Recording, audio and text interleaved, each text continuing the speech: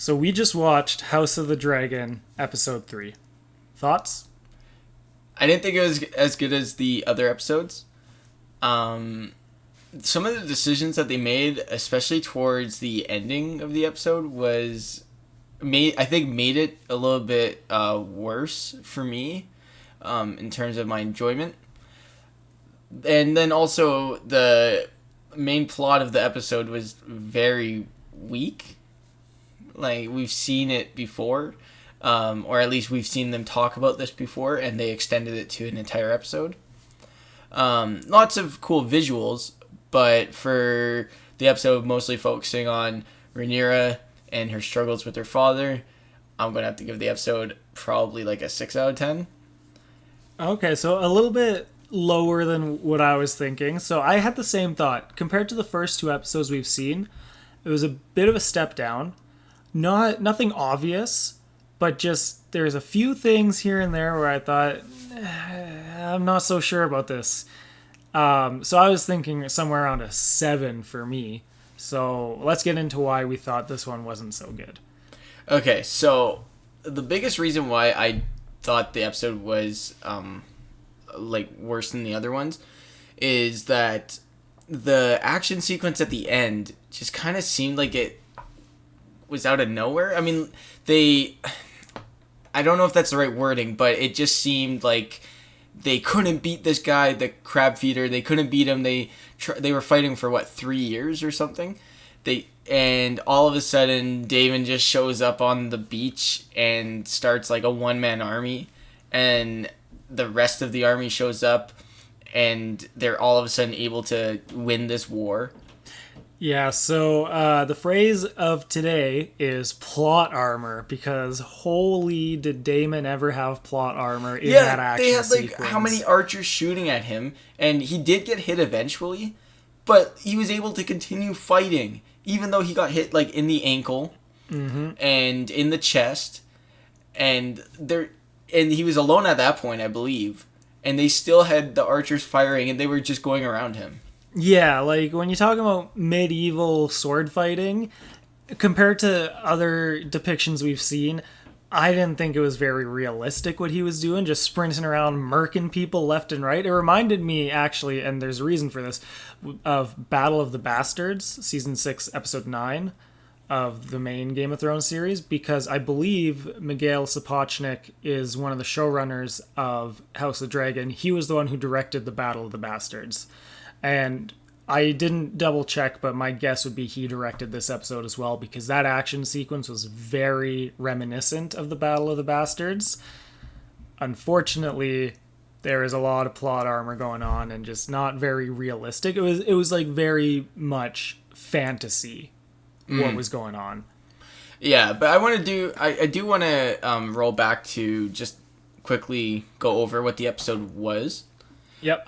So episode starts out, Daemon is on his dragon. He's trying to kill the crab feeder, or at least lure him out so that he could kill him. So we get to see the dragon in action. I don't think we've seen that in this series, at least. This might be the first time they used it. But it also, maybe it was just the audio mixing that was coming through my TV, but it just didn't hit. The impact of using the dragon wasn't that powerful, and it just, I don't know, it didn't quite land for me. And so he's yelling on the dragon. Crab feeder retreats to the caves, and then we get King Viserys with his newborn son, Prince Aegon, who's now 3. They've done a 2-year time jump. Well, I believe it's a 3-year time jump with the baby turning 2. 3 years, pregnancy. Oh, okay. So it is a 3-year time jump, but Aegon is on his 2nd birthday. Yes. So so Aegon is turning 2. They're going to celebrate it with a hunt. So they have a bunch of the royal families showing up to honor the prince and share in the spoils of the hunt. So throughout the episode, we have that as the backstory to it, and then mainly it's just about Rhaenyra resenting her father for birthing another child, and then she believes that he's going to replace her as heir to the throne with Aegon. And then, like we said at the end, we do get the battle.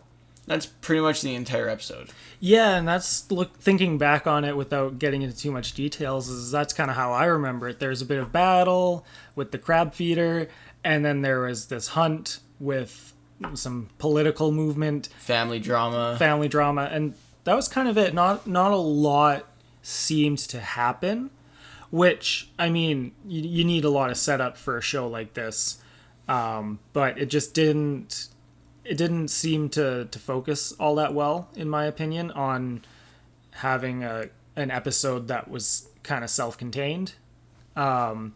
They anchored it with the crab feeder, where that was the opening and that was the closing, and in the middle was all the hunt, which is kind of a neat way to do the episode. But it just didn't work for me as well. I think structurally it was fine, but then we've seen now 3 episodes, and episodes 1 and 2 were still about Rhaenyra, having issues with her father, worrying about her place in the family. And that's, 3 hours and a bit of TV of the same thing. And I think that's kind of where it lost some points with me, was just, we've seen it. We've heard her talk about this before, and now we're getting another hour of it. And it's fine to have that as the conflict between her and her family, but you gotta have a bit more nuance to it than just like her riding around and complaining about it. Yeah, and the nuance they did bring, I think, was with Lord Jason Lannister, if I'm not mistaken. Yeah, it was the Lannisters. So, I think that was kind of neat for people who remember the other show. Mm-hmm. And it fits within the world as well. Yeah, hear a familiar name. What I thought was kind of interesting about that was it seemed like they were using that one character as kind of a stand-in for the opinion of all the lords of the realm, where it's like he went on a little speech about, oh, surely you're naming Aegon as your heir now that you have a male son. And I think that was kind of a signal to the audience, like, hey, there's this shift in opinion from the last 2 episodes where Rhaenyra is the heir, and now it's like, well, there's the second potential heir, plus Daemon is still lurking in the background in terms of succession. But I don't think you needed a whole episode just to set up the fact that some people think Aegon is the heir. I think that also what makes it not, makes it feel like the episode was long, like focusing on that too long, was at the end of the episode he just decides, no, Rhaenyra, you're still the heir. Mm-hmm. So there's no, like, the build up is all just within the one episode. It doesn't like really carry on to us speculating more, or like having those thoughts, what will happen in the next one, like if there's a time jump and Aegon gets older, how will that affect her standing? But right now, like, Viserys is just saying, no, you're still. Yeah. Speaking of Viserys, though, I did think they're giving his character a lot of depth. And one thing that I thought was really prominent in this episode was how Viserys just doesn't seem like he's wanting to rule. Like, he doesn't like making these decisions, and you can tell with his actions where he got really drunk at the feast during the hunt. And I thought that was kind of neat, because it was like, you've got a guy who is a good king in that he cares about the people around him compared to other kings we've seen in this universe, but he's just not fit for power because he doesn't, he doesn't command. He has it a few times, but it seems like it's not his strong suit. Yeah, like he would like just to do his own thing and make people happy, not have to make decisions where one person, is worse off and one person's better off. Like, he doesn't seem to enjoy those decisions, but that's what it is to rule. And so it's showing, like, he's not setting up his successor, whoever that ends up being, Rhaenyra or Aegon or someone else, to inherit a strong kingdom, because he's kind of making weaker decisions as these episodes go on. Yeah, and then it's pretty obvious that he's not going to be around by the end of the first season. So all the turmoil that has been stirring now with the uncertainty of the heir with the other families, it's going to be inherited by probably Rhaenyra, and then maybe that's where some of the stronger power plays will happen. But right now, something I thought would be interesting to see, and would be a focus going throughout the season, would have been Daemon and Corlys, their alliance and their war with the crab feeder. But it just came too quick. Like, it just came and went way too quickly. Yeah, and on that note, what I found weird was like the inspiration for Daemon to pull his move at the end there, where he fakes the surrender and then just murks everyone and pulls in his dragon and all that, was like, oh, the crown is going to help you in your fight. And then he just kills the messenger and does his own thing. And like that kind of fits Daemon's character from what we've seen, but it just didn't make a lot of sense to me. It was too quick.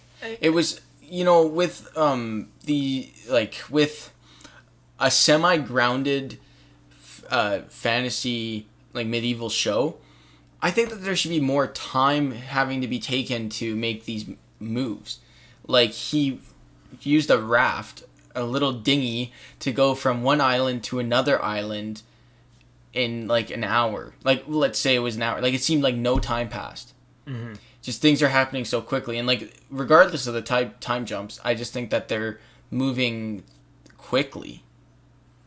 Yeah, like the events that they introduce get resolved really quickly. I can see that what you're saying there. I think maybe we're just judging this without hindsight, which is obviously we have to. But when the power vacuum comes in, where Viserys eventually, like you said, he's gonna die, that's just obvious from what's happening. I think that's where the real meat of the show is gonna come in, and we're just not there yet. And I think if they were to do what we want and just like get right to it, it might seem rushed, but I don't think they found the balance, maybe, is what we're kind of seeing with this episode, where it's not moving forward enough, and the parts that they are moving forward is like, just, it seems like they're jumping around almost. Yeah, and with the time jumps, like, I'd be okay if they do the time jumps and like a lot happens in the gap, and then you're kind of like trying to piece it together as the episode goes on, of, oh, this is where we're at now. And we kind of had that with the war with the crab feeder, but because it was resolved so quickly, it didn't matter. And then they're doing a good job with filling us in with, like, telling you, okay, this has been 3 years. It's subtle enough, but it's like a normal person could just catch on to it. Yeah, that's actually something I want to compliment the show on, is providing information through dialogue instead of exposition. They've been really good at. But what they haven't done really well is made the events seem important. Like, they make the character interaction seem important, but like episode 1, there was that duel with Kristen Cole and Daemon. And that whole tourney, actually, it seems like it should have been important and had weight to, what we were seeing on screen, but it was just spectacle. And then same with the crab feeder fights in episode 3. It seemed like, oh, what's happening should be important to the plot and affect things moving forward. But the impression I got was that those scenes were just spectacle. Mm-hmm. And I think that's kind of where there's a bit of a disconnect, is like Daemon's doing all these things. They seem so deliberate with the dialogue parts, and then the action scenes, they're just happening. Mm-hmm. Yeah, absolutely. And I think when they do have an action scene that matters to the story they're trying to tell, maybe it'll just blend in with all the other ones. And that's kind of a worry I have with what's coming up.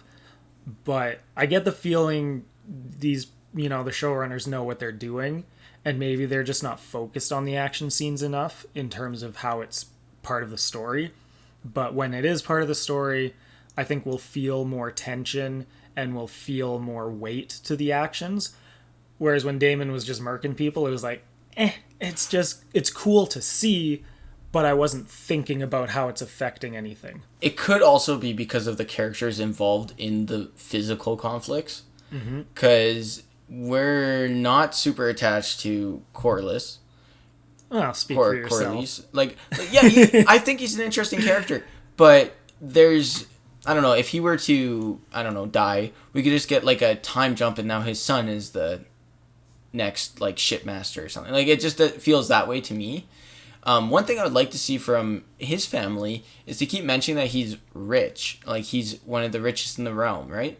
But we never see his like homestead or anything. Like we get that those are his ships, right? And he's obviously got enough pull to have an army, but we don't really get the scenes outside of the council.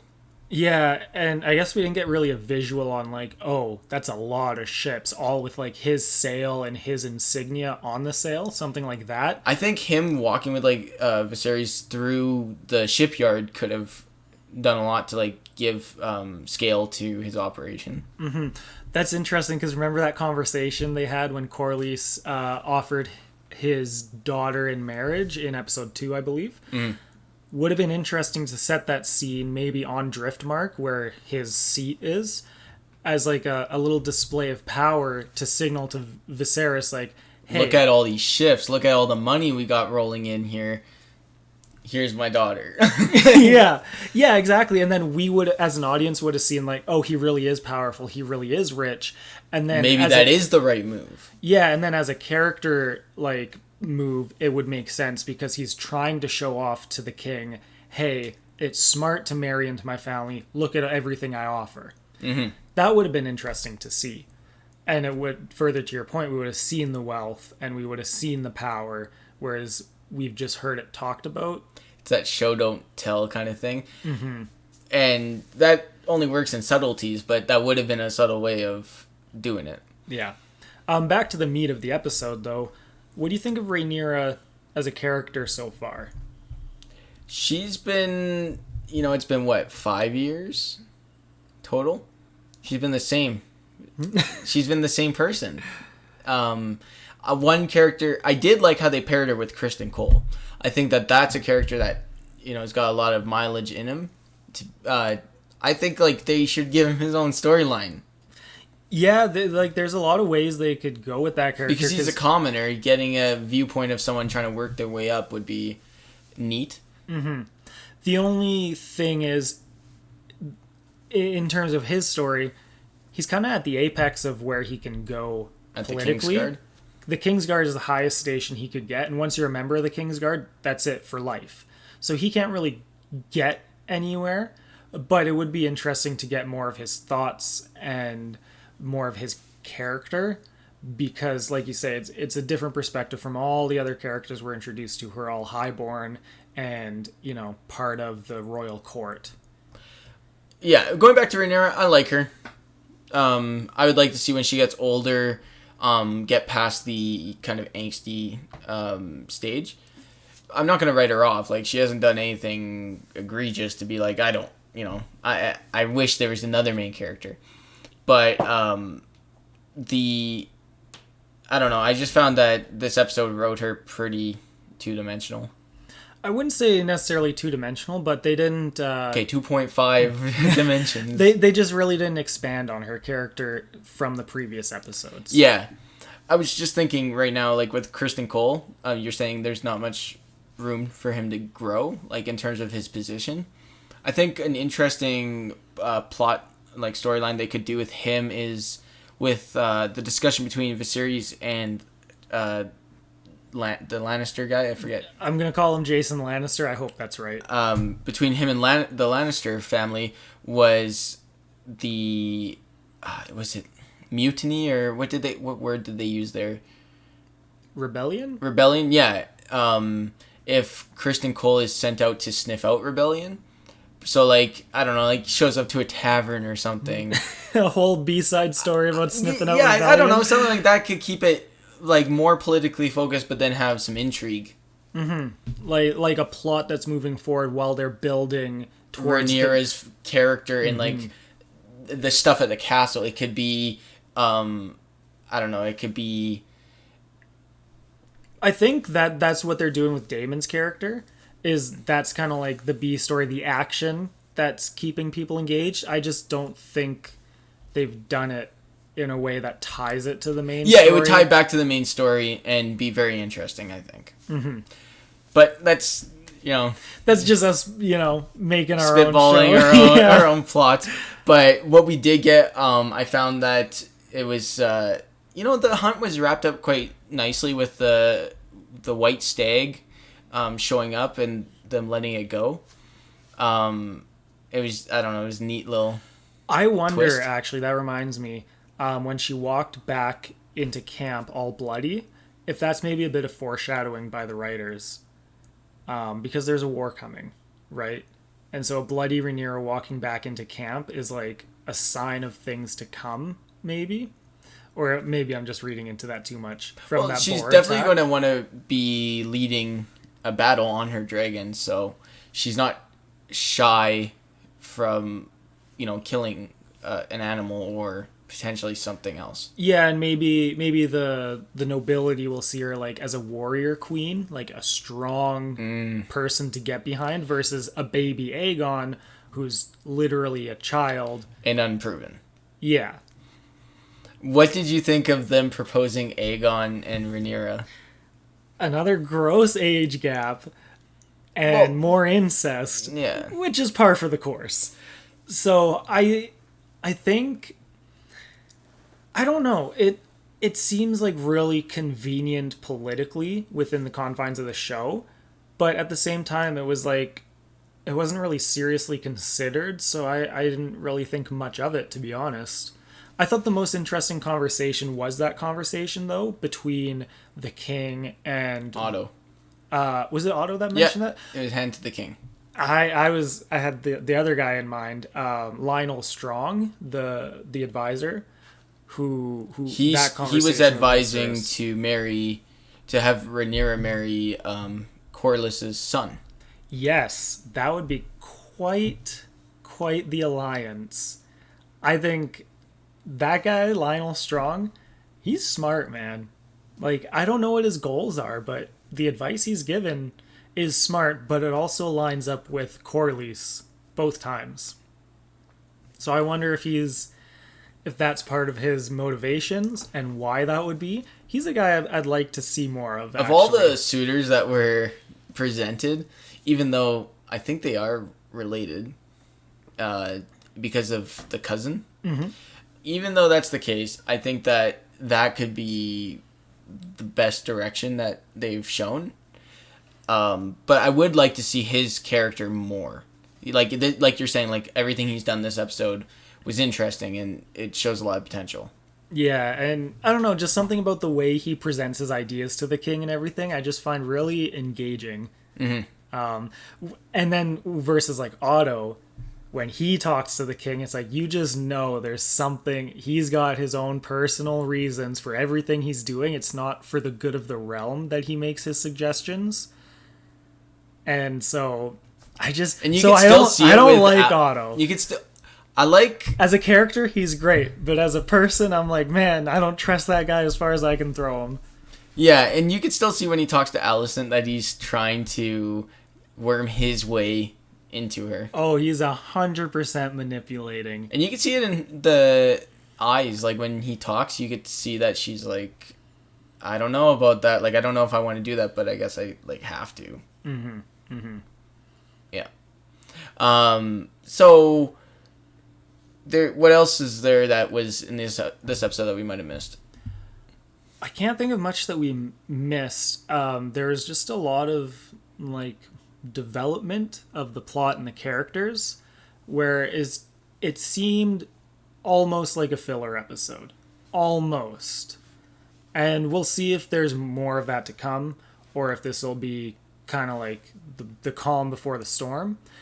But I really want to talk more about Daemon and his thing, because it seemed like they wrapped up the war with the crab feeder Very quickly. 3 episodes in, and that was introduced in the pilot, so I thought maybe that's a season-long arc, something like that. And they wrapped it up, so like, what now? Is he going back to court? Is he going back to Dragon Keep? Dragonstone? Or Dragonstone, sorry. And then what does that mean for Corlys? Well, also what's interesting is what happened to his lady. The one who... That's right, Mysaria. We didn't see her at all.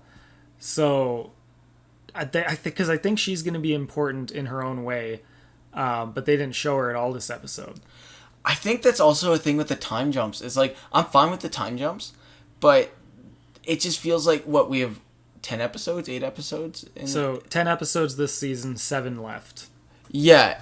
It doesn't feel like there's enough time for every person that they introduced in the pilot episode. Yeah. That is the case, but they did pull it off with Game of Thrones.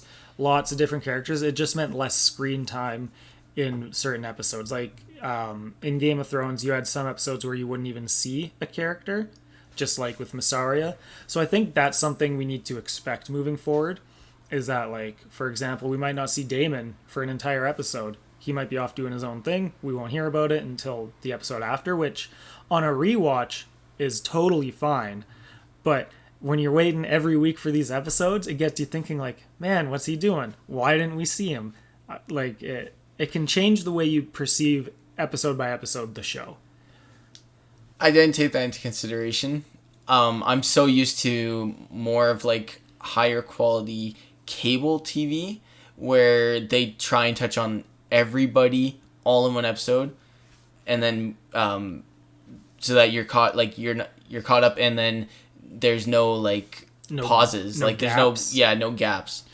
Yeah, and that's whereas, like, yeah, with binge watching a show, like non-cable shows, it is just a different approach entirely. But going back to Daemon, what did you think about that?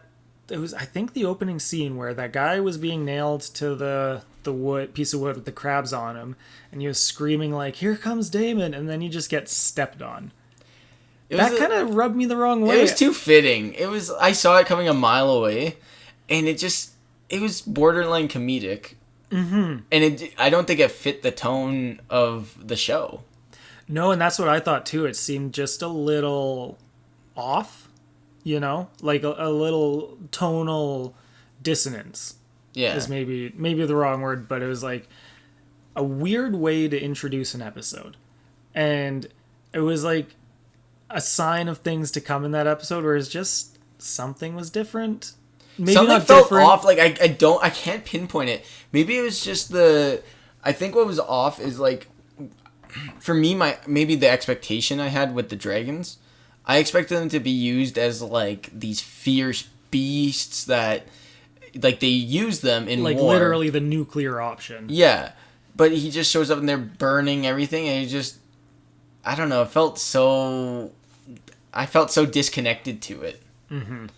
Yeah, and I think that's what we talked about earlier with the action scenes. Like, it wasn't plot related, so we didn't feel the tension and the drama of the action. It was just the action. Mm-hmm. And I hope that was just a one-off kind of thing where there's a lot of plot armor going on and it was more of a spectacle. But we'll see. We'll see moving forward how they do the action scenes, because that's two action scenes that stick out to me. The tourney in episode 1 and this one, where it seems like just spectacle. It's just happening and we're watching it, but we're not invested in necessarily, like, the outcome of that event. Mm-hmm. And we're not stressed out about, like, oh, is this character gonna make it? Which I think when you get that tension, that's like where you elevate from a 7 to an 8 to a 9 to a 10 in terms of quality. Yeah, like, I personally don't care if characters live the entire time, like, if they're not gonna die, but you have to make it feel like there's something at stake. Yeah, realistic.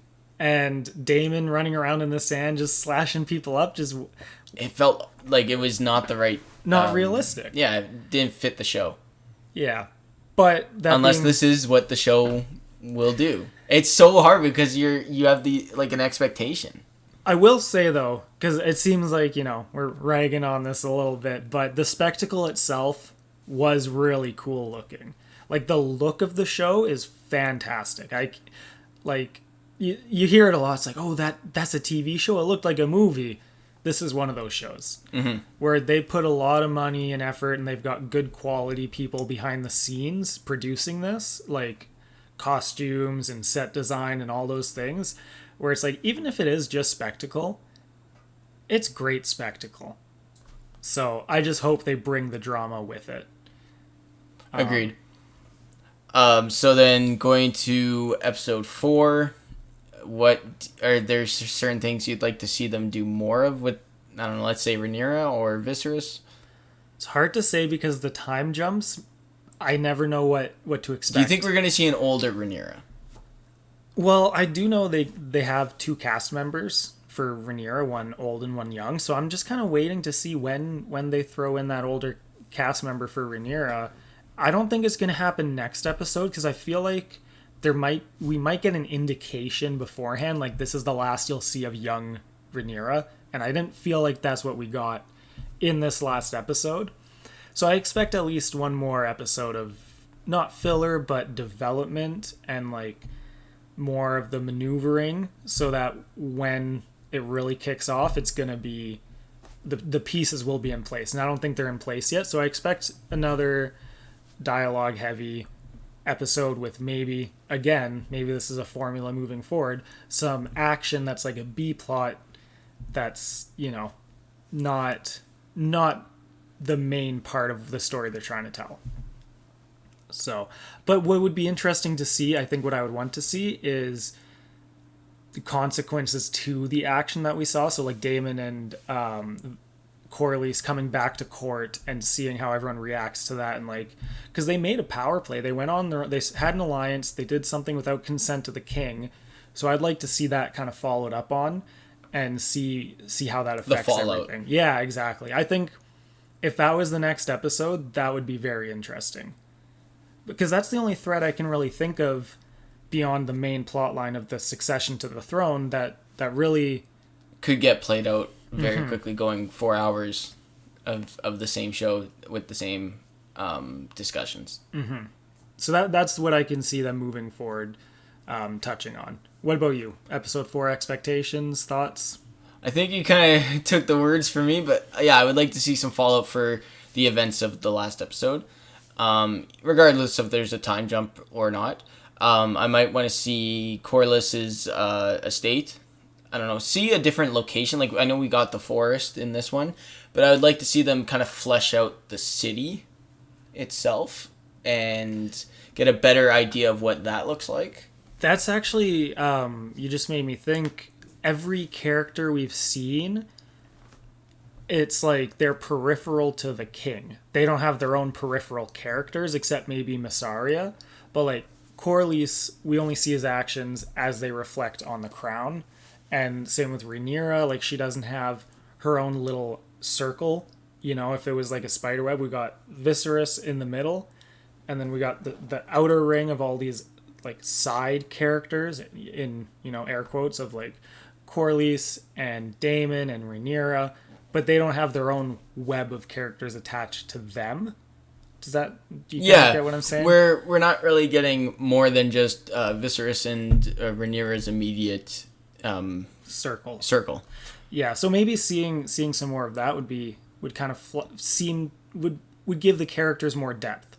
Like if they gave Rhaenys more time, Corlys's wife, you know, because she's not directly influenced by Viserys, but she influences Corlys. So something like that, or like maybe not a childhood friend, but, you know, someone else in Rhaenyra's life that's not directly connected to Viserys as well.